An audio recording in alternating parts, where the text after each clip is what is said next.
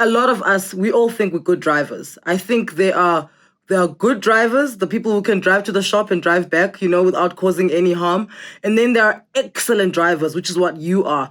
When does the shift go from you being just a good normal driver like the rest of us and become an excellent driver like what you are? Look, I think it all lies within the passion of one in where you want to actually sharpen your skills. These days, we even got advanced driving academies around Joburg, Kalami, to say the least.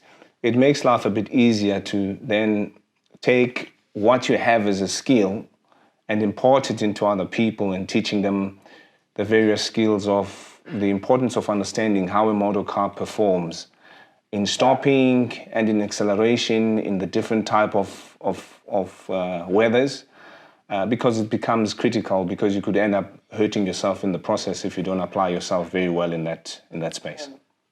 You one of my favorite commentators when it comes to F1. So a lot of people know you and they speak about you and they're like, "Ooh, Chops was strict. He's very strict." And I'm always like, no, I'm like, is he strict or is it disciplined? So which one is it? Are you strict or are you disciplined? No, I'd like to take discipline, not the strict. I just like to follow the safe side of life. I'm not fond of errors. I like to be on the safer side of life. It takes a long time to actually redial yourself into the right rhythm when you've gone off rhythm. So it's not necessarily a bad thing. At home, they say you're boring because you're consistent. We know where you're going to go. We know the times you're going to, when you're going to eat, when you're going to go to bed, when you want your emails checked, everything. Your discipline has made you reach many levels that other people couldn't reach. How would you say your discipline has paid off for you in the realm of motor racing? I think as a kid, I was very fortunate. I was born in a family that was very galvanized in their structure of doing things. They always wanted things to be done in a certain way, and there was a reason why they needed to be done that way. So my grandfather, more importantly, and my father as well, the whole family. So you could never be right with one and be wrong with the other. If you're wrong with everybody. So then you quickly learned that you should actually do things in the right way. So in motorsport, what happened from a discipline point of view, when everybody went partying, I was sitting with the engineers or the mechanics and I was asking, but guys, don't you think we should have used a certain batch of tires, or which tires are we going to use tomorrow? Are we going to use practice one? Maybe these have been spotted and all that stuff.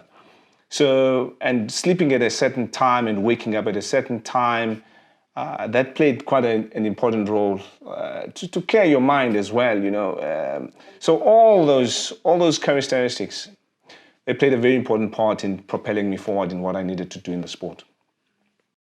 So what gives a car the best performance? Is it the driver? Is it the fuel? Is it the car? Is it where I'm driving it? Is it the circuit in your case as a racer?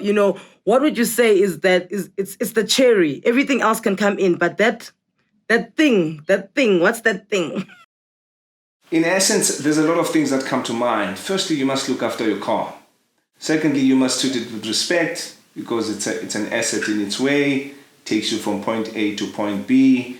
I always say it's like if it was a racehorse, would you take a racehorse that cost you R1 million and give it smoke and let it smoke a cigar, give it alcohol and think it's going to perform at its best peak? No, it's not. So you've got to choose the right fuel, you've got to choose the right oil so that there's durability in the process. So you've got to look after your vehicle and you've got to drive it very wisely and you've got to understand it. You're not going to extract out of a 4-cylinder, you're not going to extract the same power that you're going to extract out of an 8-cylinder or a 6-cylinder. So you've got to drive it within its range and what its capabilities are.